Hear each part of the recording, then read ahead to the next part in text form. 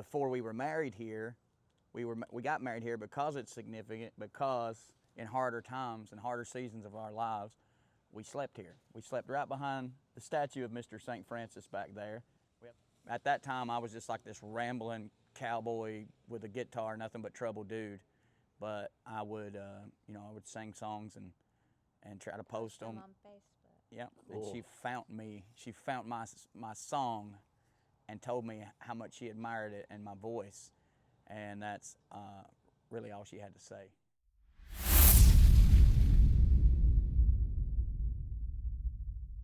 That time, but what gets you from that place to being here in such a different place? Well, he certainly has a name, and his name's Jesus Christ. He's everything that is anything good in my story, in my testimony, in my life. And so he's really the only difference between that version of ourselves and this version of ourselves. We arrived here in a stolen car. Little did I know, I soon learned that the Bridge of Lions has automatic tag readers.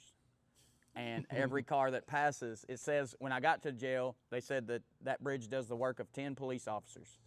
So when we passed the bridge, because I seen the pretty buildings and I wanted to see them, it was maybe 5 minutes. By the Wow. time we got to the burger place. Yeah, I was actually arrested 123. at 123 Burger. They got a great burger and a great milkshake if Yeah. you ever get a chance.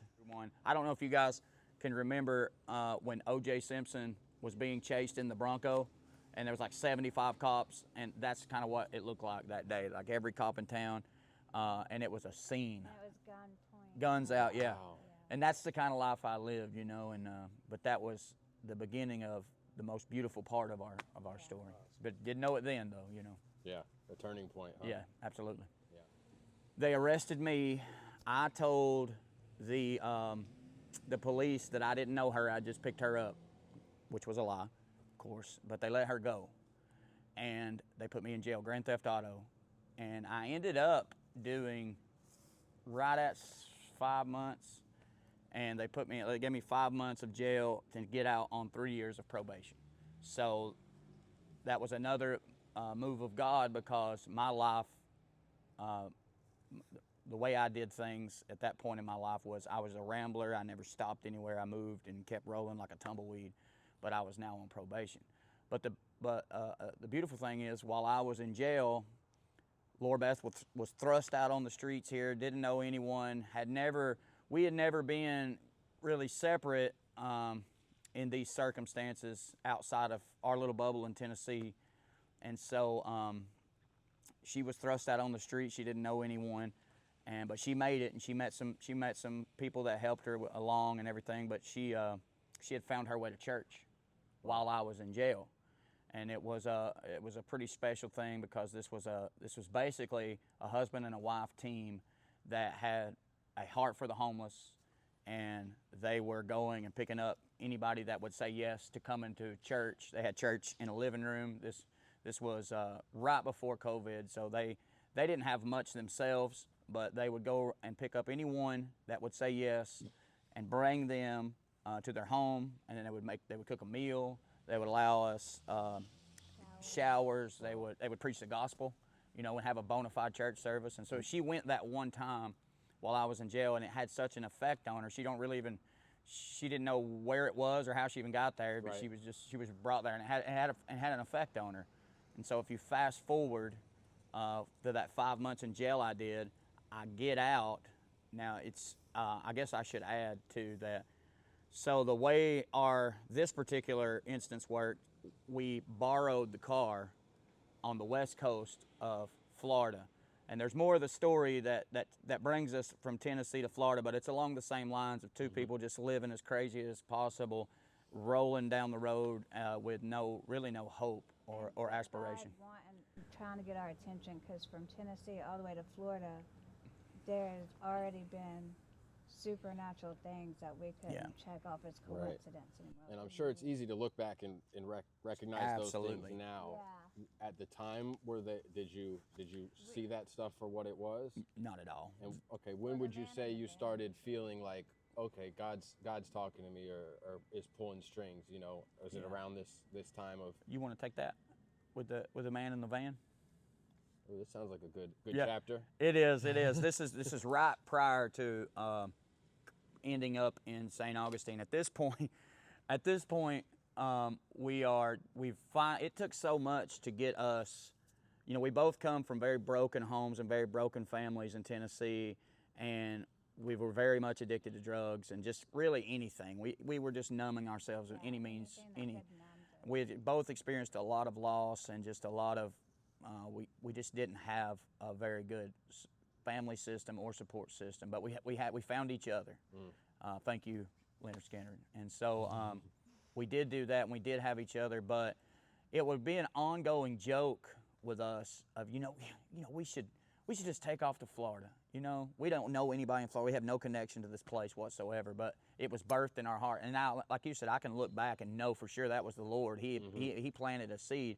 But I just thought it was a funny, whimsical thing that we were just, we should, if we ever get a car and a tank of gas, we should just take off and go, And but one day we did end up with another car that was not our own. It was actually my drug dealer's car. So I know the Lord probably was. No, yeah, it's not. Even though the Lord was involved, we didn't do things right in His way totally up until understand. a certain point. Yeah. But He still was patient It's and that push kind and enough. pull, yeah. So to answer your question about what was that moment where the things that the Lord was doing, that now that we know that, looking back, where was that moment where, because for a long time we would write the things that were happening off as maybe a bout of good luck or a coincidence or wow, that's pretty fortunate. And so there was a moment where at this point a man had stolen my guitar. All I had was a guitar and a girl. That's it. That's truly all I had. And a man had stolen my guitar and taken off to Florida with it, the west coast of Florida. So all I knew was that I was going to get my guitar at this point. And it's so amazing because the Lord knew what He was doing.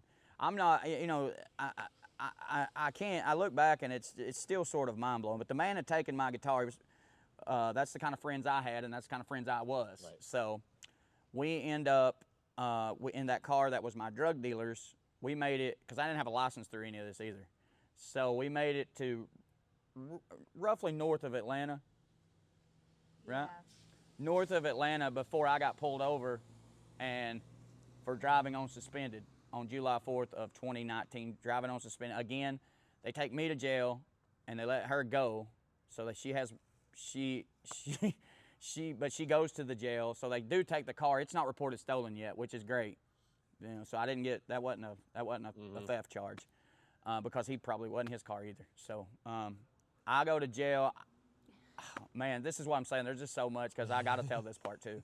I go to jail in the north of Atlanta.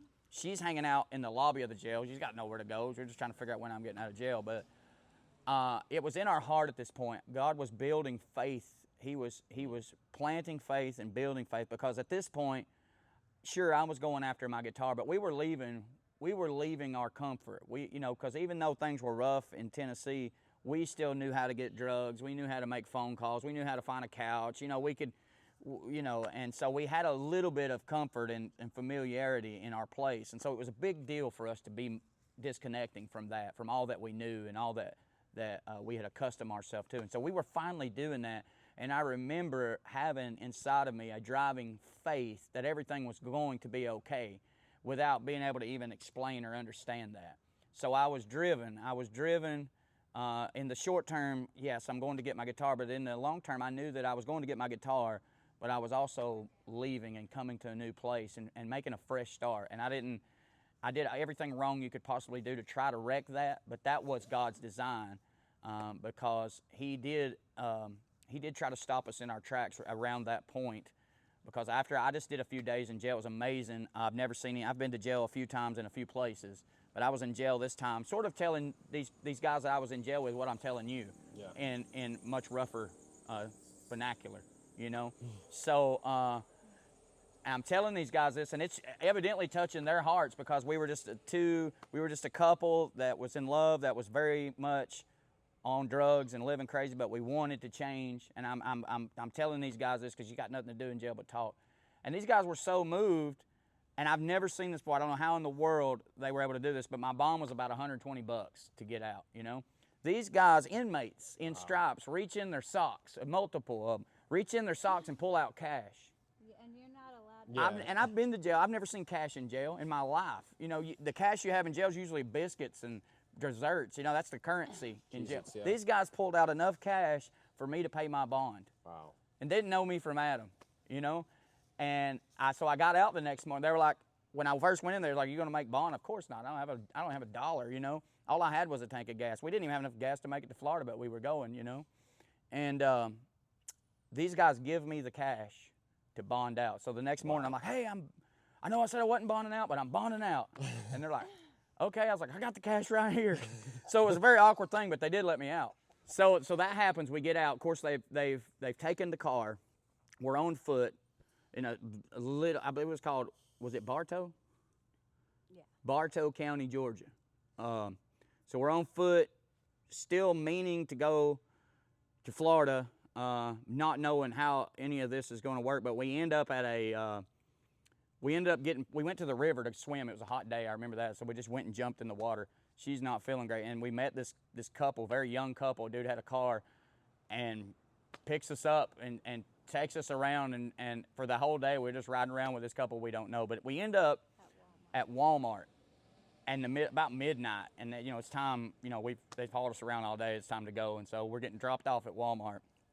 And my motive, you know, it was very common for me at those times. I would go in Walmart and steal food.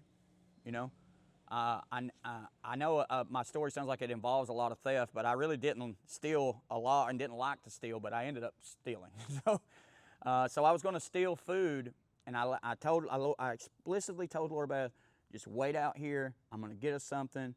Don't move, because I didn't know where we were at. I didn't know how to find anything. It was the most creepiest looking place you'd ever been. Like, you had the Walmart and then some other stores. There was a Lowe's, I remember, and like there was no cars, and it's super late. And so I just stay here. This is super sketchy. And so I go in, and I remember it's one of the first times now I know that I felt the Lord, because he would not let me steal. He wouldn't. I was going to steal, and I was going to steal food. You know, there's even a verse that says people don't get mad at the thief when he steals to feed himself. But the Lord stopped me at the time. At that time, I didn't know that, but I remember having this bout of conviction, like, for what I'm about to do, and I was like, I can't do this. I'm not going to do this. Wow. But so I also remember realizing that I'm going to have to go out and tell her we're not going to eat, because I'm not going to steal food, and how's she going to receive that? So I was preparing myself for that, and I come out to go to break this to her. And she's nowhere to be found. She's gone. She's gone. I just said, please just sit right here. She's gone. So I'm roaming around 30 minutes trying to find Laura Beth. There ain't no telling where she's at. We're in a very sketchy place. And I'm starting to walk the parking lot, especially to the back part of the parking lot where there's nothing. The only thing in this place, it's completely dark, no lights, no cars. There's just this one really sketchy looking van.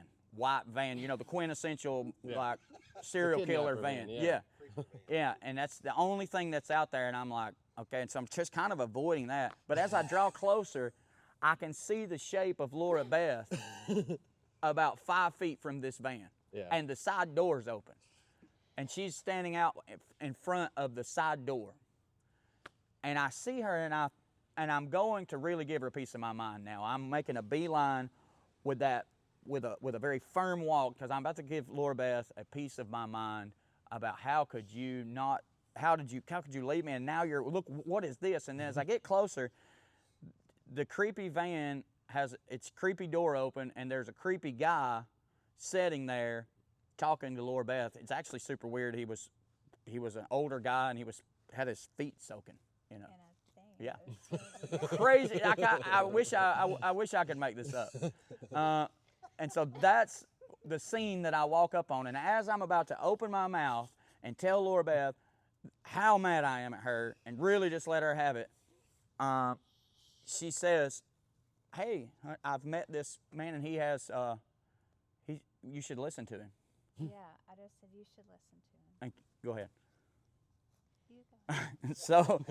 So that is what she says, and it doesn't have much an effect on me. So I turn my attention to this man, and he begins to speak to us.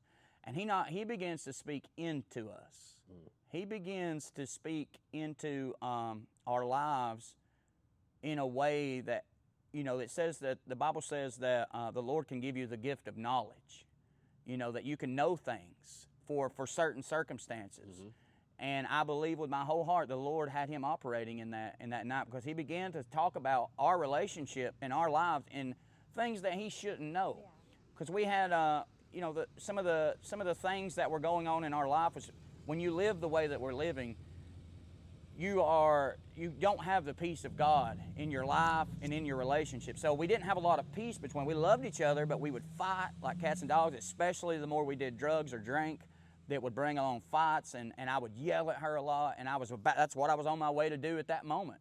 And it was one of the things that really hurt her, just based on her upbringing and things, is when I would yell, it really hurt her to the core. And this man knew that. Even I didn't even know that, but he said, he talked about things like, when you yell at her, and you know, we'd not told him anything about our relationship. When you yell at her, you have to stop. You're hurting her. And he would talk about her and some of the things that she would do with and on her side of things that he should not know and did not know, and spoke directly into our relationship and told us about the Lord. And he also said, and he was exactly right, because he said, you have a decision to make. And he said, I want to offer you some encouragement and some advice to make the right decision. He said, you have two roads before you. He said, you have two decisions to make.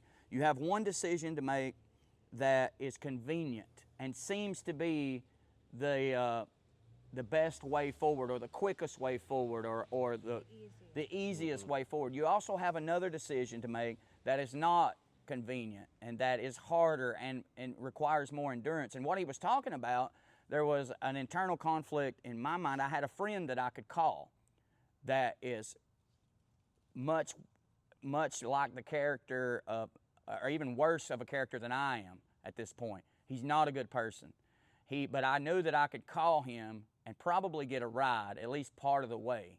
And I knew that would at least alleviate our immediate problem of being stuck basically outside of Atlanta. But he said, let me offer you another alternative on your journey. Do the right thing. Stay here. Try to get some work. Get you a bus ticket, do the hard thing, and work and patience, and none of that was part of my, you know, who I was, and I didn't like that at all. Sure, that sounded great, and I appreciate you, Mr.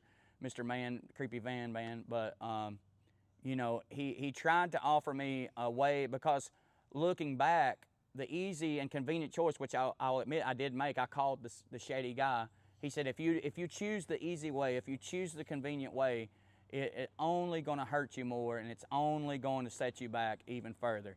Sure enough, and we left the man after a little while, but I wish I could go into more of what he said, but it wasn't even as much of his words as the Spirit of the Lord was in between us that night, and he was... We knew it, and that's when we knew.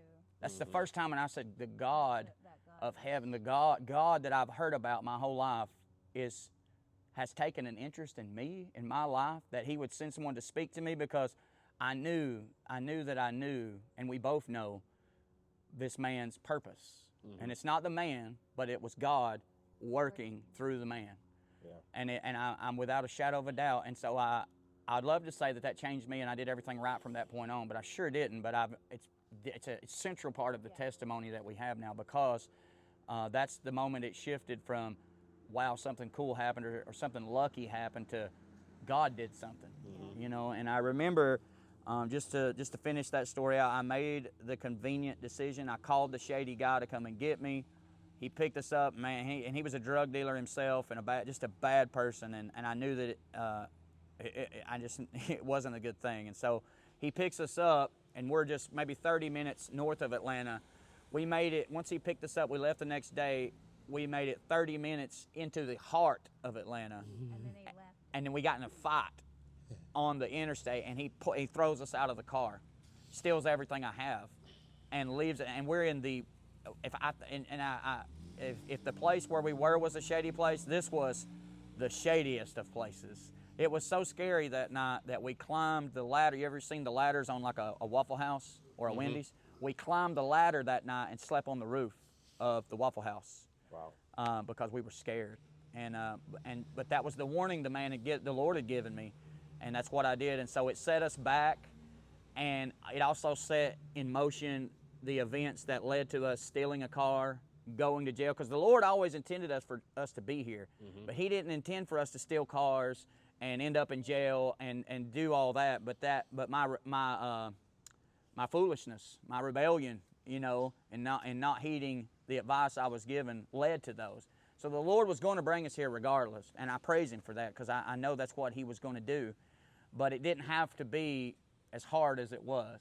And so I can look back now and see all the times and all that I did to fight against His plan and His purpose.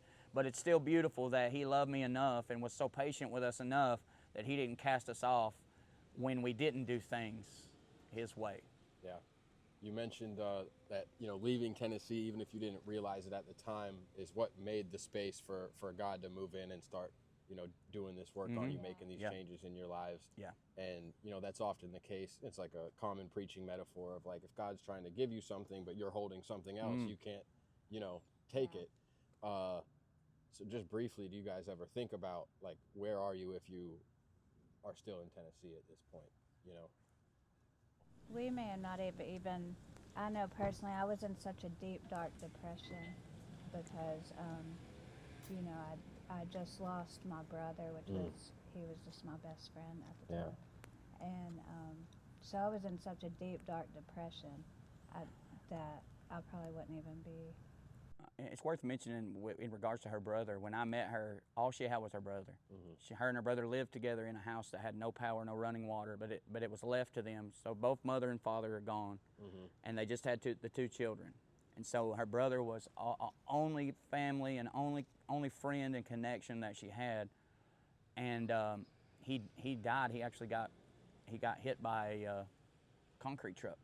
Wow. While he was walking. While he was walking, and it devastated her. And it's so bittersweet because they had such a connection. She may not have ever left. If he would have lived. He would ask me, and I would say, no, there's no way. Like I could leave my brother. Yeah. And then after that happened, we even broke up for a little while, and I went.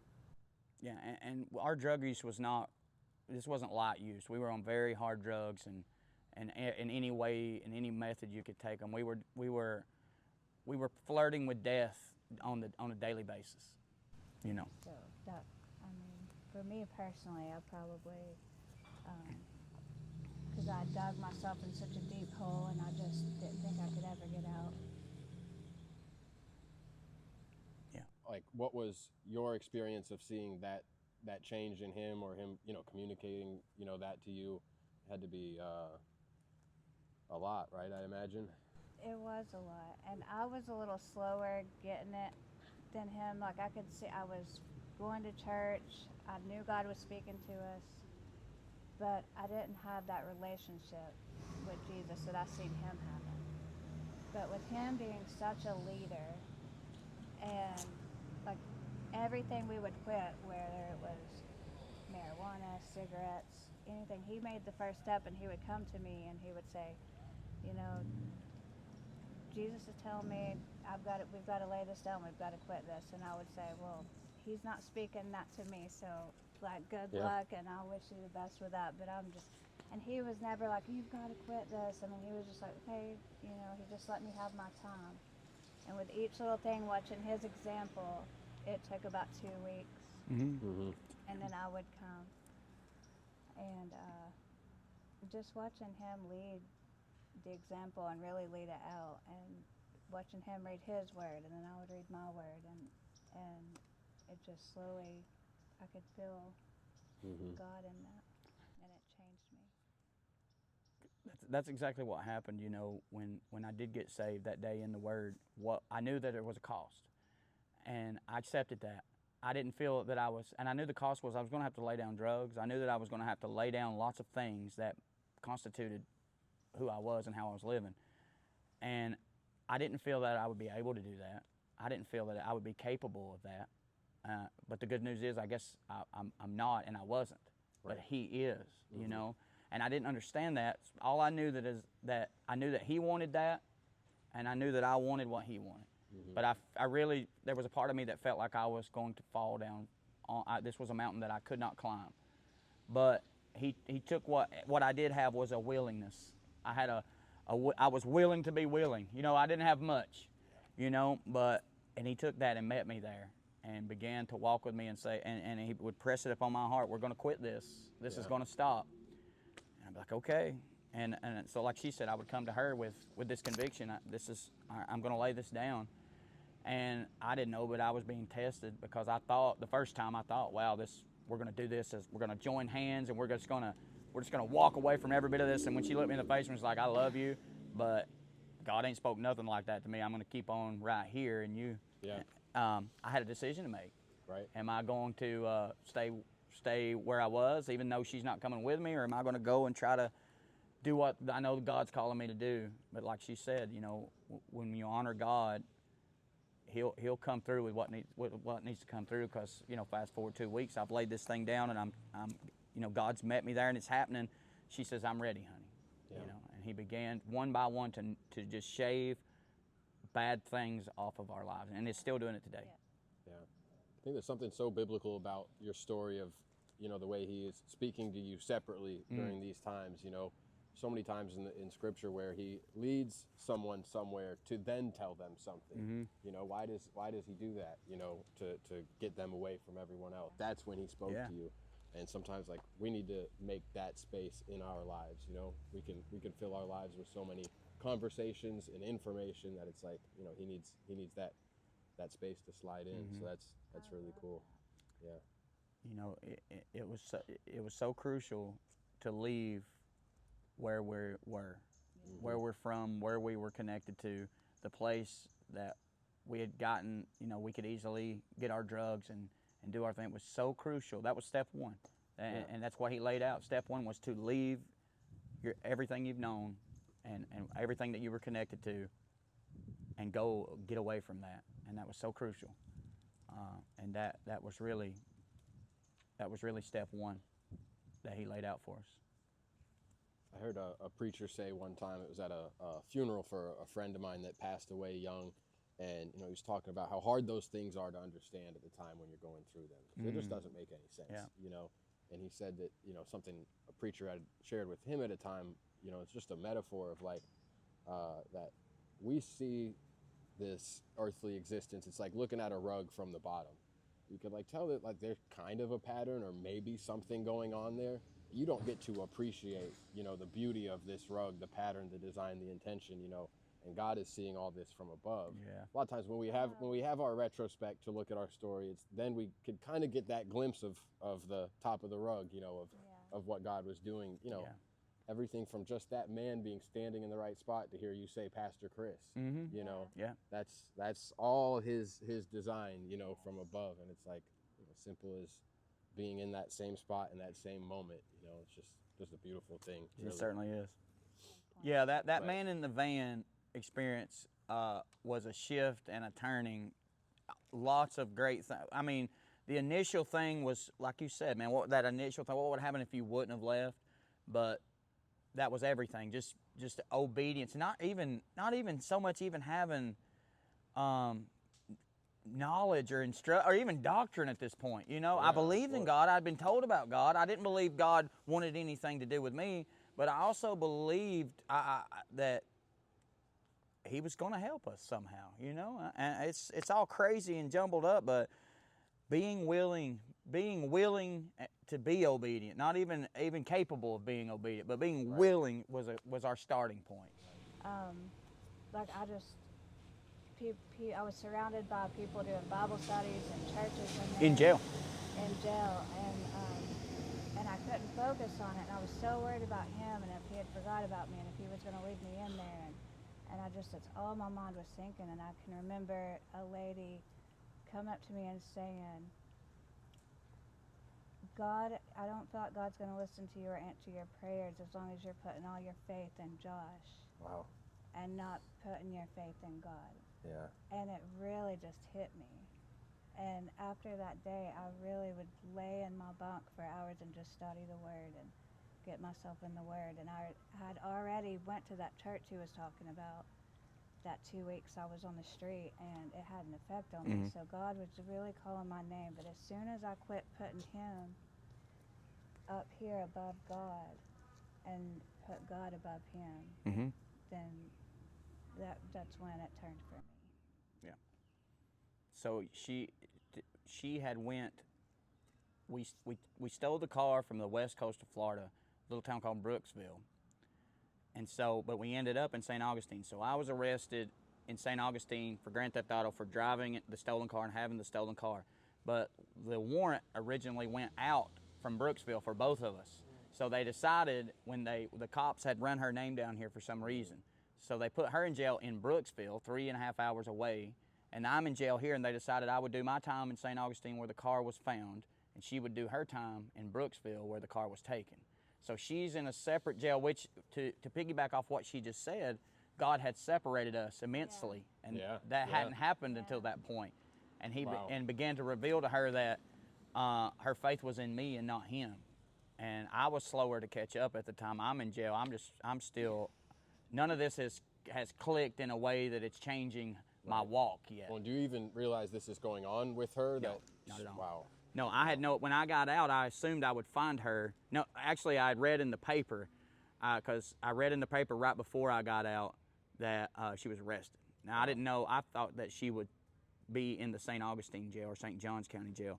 But once I got out, I found out that when I went to go see her that she was in a whole nother jail in a whole nother place, and didn't know how, we didn't have a way to communicate or a way that I could get to her, you know. So that had to be immense uncertainty for you, where you're genuinely thinking you might not see him again. Yeah. Yes. He doesn't know where you are, doesn't, wow. Yeah, we had no communication. I even tried to write him a letter from that jail to this jail, but you can't, I guess inmates aren't allowed to communicate with each other because it kept coming back. And I got myself to a place where, you know, I had to be okay with that because I knew God, I had to put my trust in God. You know, and to say all this, up until this point, we had a story of hopelessness and sin, you know. We, because I, you know, as we've talked after all this, you know, she said to me that even she didn't know that I would come if I could come. Right. You know, Yeah. just because of how we lived and just how life was for us. And so it was very much without hope at that point. But there's the hope was there the whole time. The hand of God, the help of God was there. And so much of what I've just told you, we didn't realize how much God was working. Yeah. At the time, it just seemed so desperate and so chaotic.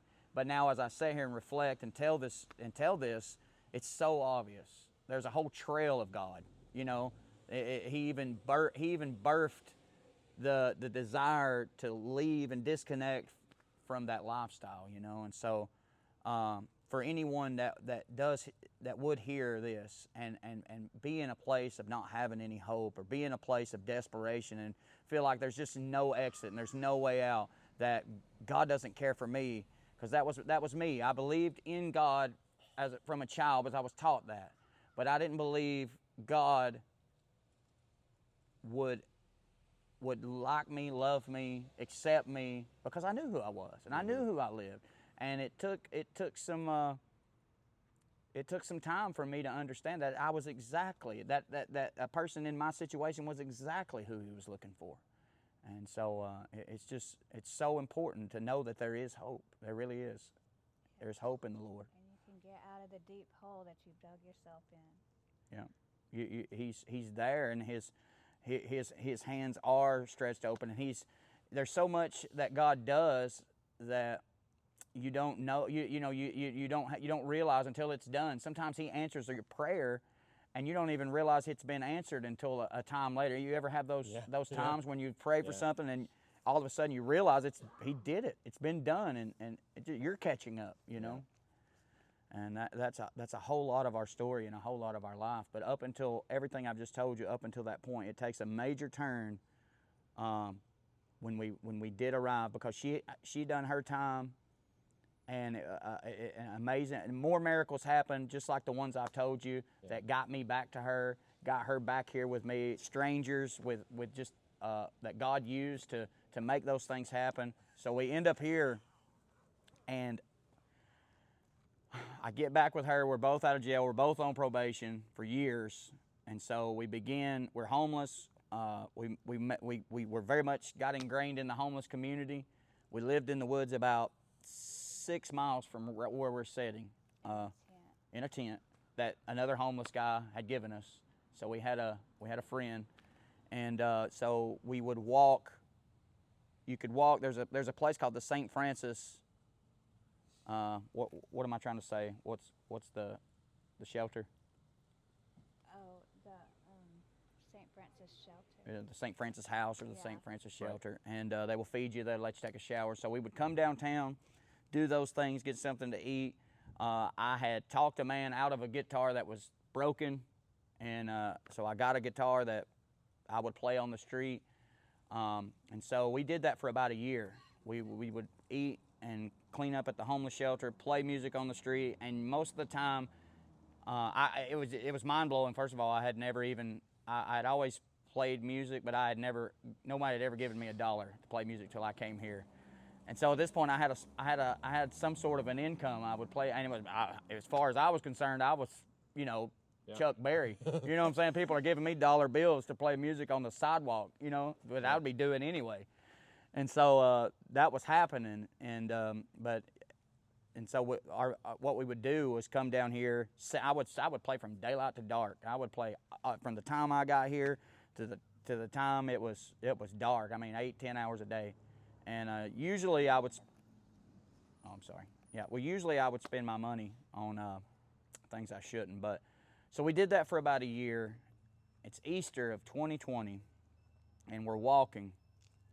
And we're walking downtown. All I can think, it's Easter. There's going to be a ton of people. I'm going to make a ton of money. Now, as we're walking, we're making this track on foot, and she says, "Now, honey, it's Easter." And she said, "I want to go to church."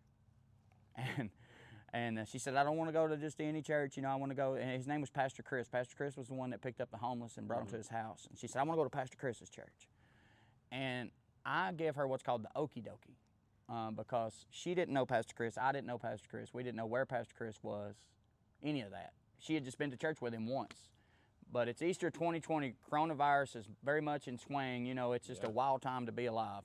And so we're having this conversation about Pastor Chris walking down the 4-lane, and all of a sudden, as we're having this conversation, a man's voice says, "Hey," he said, "Did I hear you say Pastor Chris?" And I said, "Yeah." He said, "Well, he's coming to pick me up right now for church." There's another homeless guy. And I was just like, wow, it was the first time I'd been snared by my words, I was, because. It had a huge effect on me. Oh yeah, even me, because at that point, she had determined she wanted to, I hadn't been to church in 15 years. I was just saying, okie dokie, honey, let's just keep moving. Let's keep headed downtown so we can get down there. And then all of a sudden I'm standing at a stop sign with a guy I didn't know waiting on Pastor Chris. And sure enough, Pastor Chris picked us up that morning, brought us to his house. Like I said, man, he fed us. They had a meal waiting for us. They preached the gospel. I'd love to tell you what he preached to me that day, but I don't remember. I don't remember the sermon, I remember he was trying to give us Jesus. But what had such an effect on me was seeing this husband and wife living this thing out in a way, loving on people, living out this Jesus that they were telling me about. There was no disconnect. Because I knew who I was, and I knew how I lived, and I knew the kind of heart I had, and I knew that I wasn't very lovable. I didn't deserve the amount of love that I was getting, and to see two people living in such a way, it interested me, because at this point, some of the things I've told you, some things are happening that I know is God at this point. Yeah. And so we're very much equating all this at this point to God's doing something. God's trying to say something here. And I remember that moment and that time led to me, without any ulterior motives, opening the Bible for the first time. I had opened a Bible in jail because you're locked in a room with all you got's a Bible and nothing to do. And I very much had the veil over my eyes. I didn't understand anything or anything like that. But I remember seeing these people, and I said, there must be something in this Bible, and there must be something about this Jesus that causes people to live like that causes people to be like that, because they have nothing to gain from us. They have nothing. There's nothing they can get from me. They're just being they're just loving on me, and I want to know there really must be something about this Jesus. And it led to me opening the Bible for the first time with pure intentions, and I got saved. That's how I got saved. I got saved opening the Bible just to see what God had to say in it. And I remember it was like looking into a mirror. I actually began reading about the wrath of God in Isaiah, about the wrath of God being poured out against the wicked. But it gave me it's like he held up a mirror, because I understood that for the first time that I was wicked. Mm-hmm. I understood that I was a sinner. In God's eyes, I understood that I needed help, that I didn't have this on my own, that I was heading the wrong way.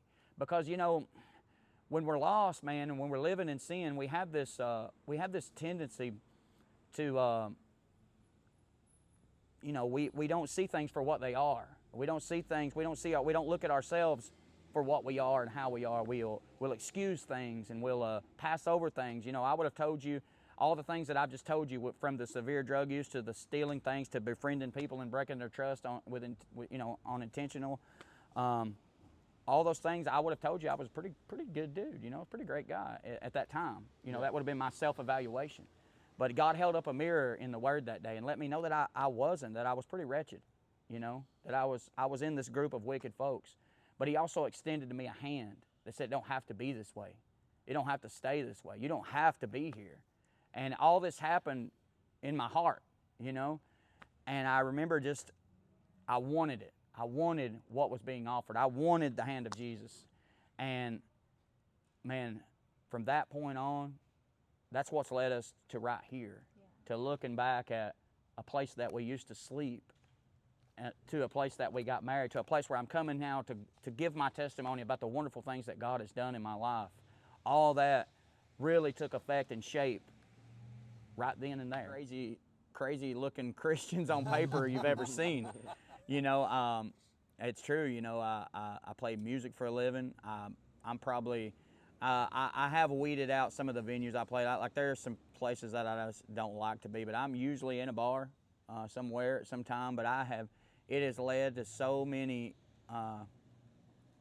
awesome conversations. Even meeting you, I mean, me playing at one of those places is the reason this exists. You know, and so if my testimony, if what God's done in my life if it can reach one person, everything's worth it, man. You know what I'm saying? It really is. And so He's brought me to this place and readied me for certain opportunities that He's brought, that if I wasn't walking with the Lord, I would have, oh man, I'd be in a lot of trouble.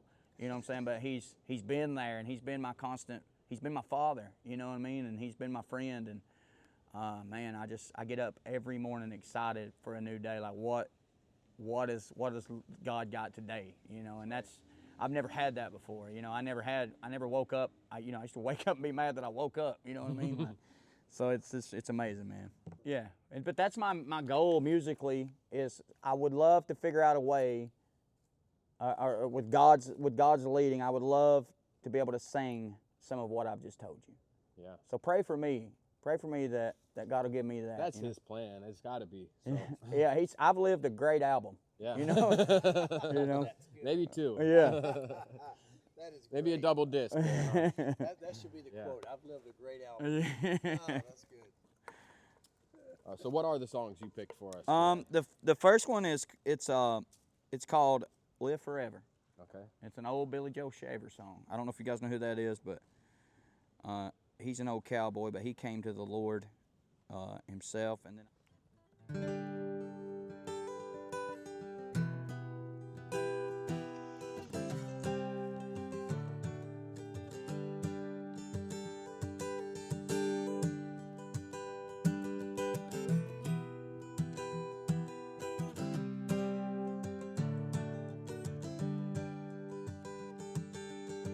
I'm gonna live forever. I'm gonna cross that river. I'm gonna catch tomorrow now.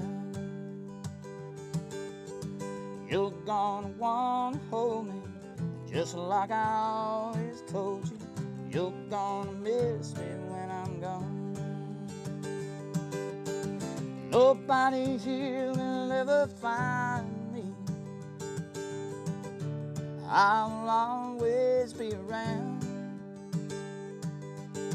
Just like the songs I leave behind me, we're gonna live forever now.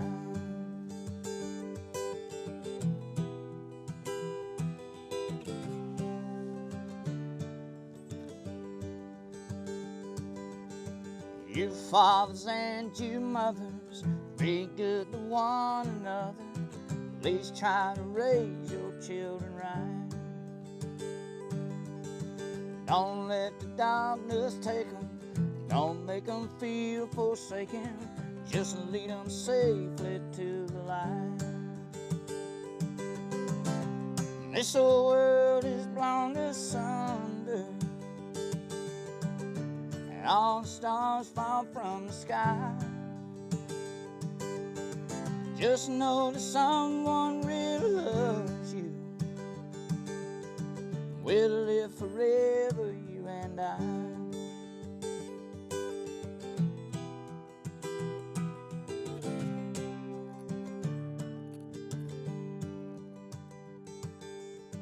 I'm gonna live forever.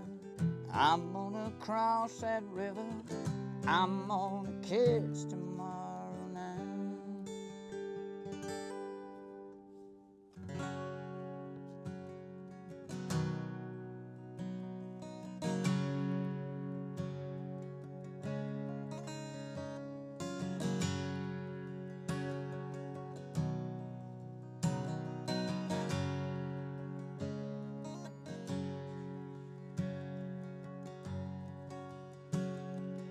I've been held by a Savior. I fell fire from birth.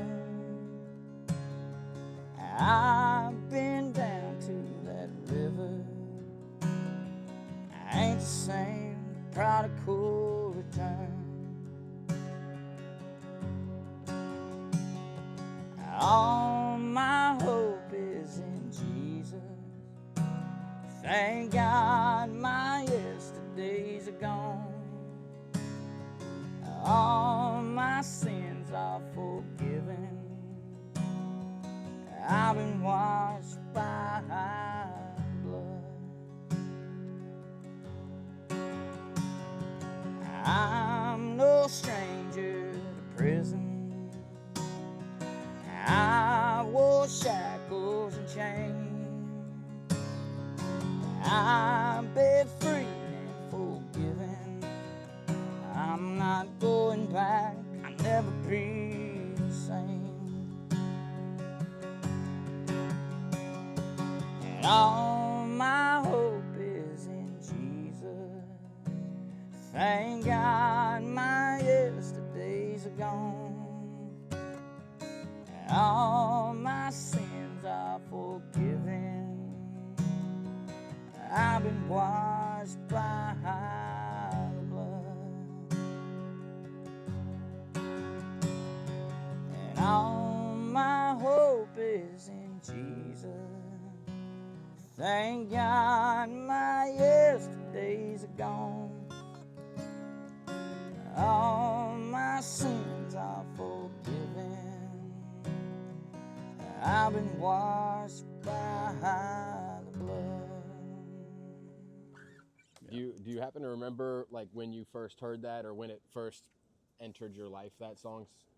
Yeah, you know, I've always like really loved country music. You know, that's kind of, you know, I mean, you hear the way I talk. You know what I mean? I come by it honest, but you know, that's a Crowder song.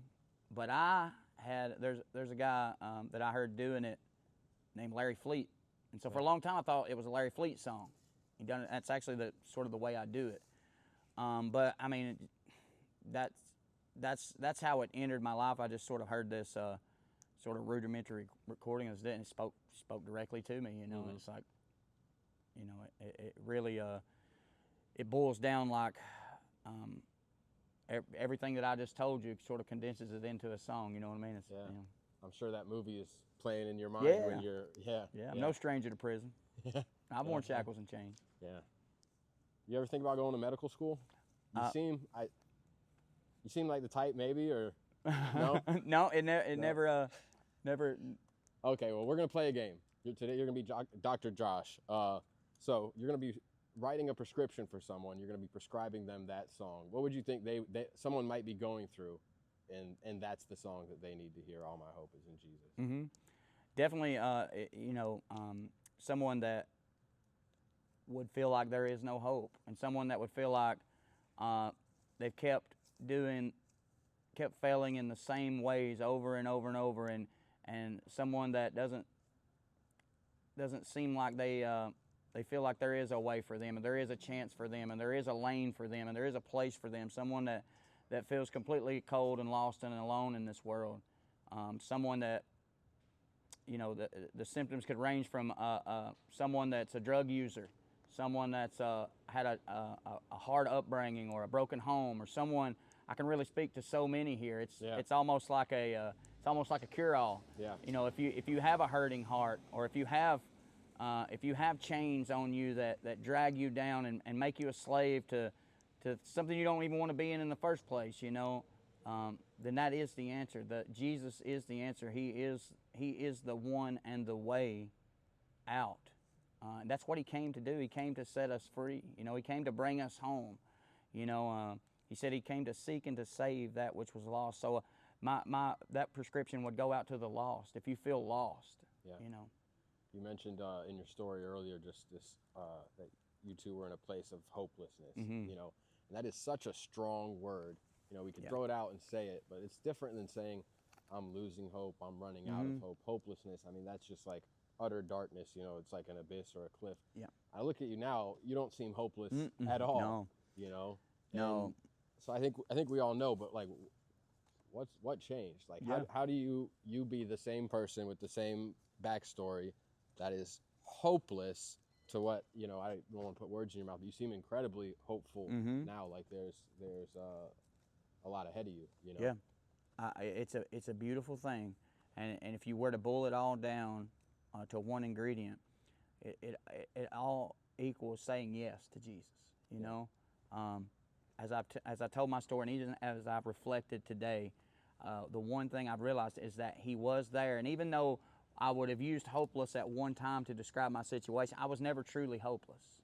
Even though I felt that, even though I would have described that to you, I never truly was hopeless. He was there, and all I needed to do was to say yes. Jesus doesn't force himself upon anyone, and I'm thankful for what he put up with in me, and what the patience that he had with me, because that's, if I were to boil it down and someone needed an answer and say, what must I do?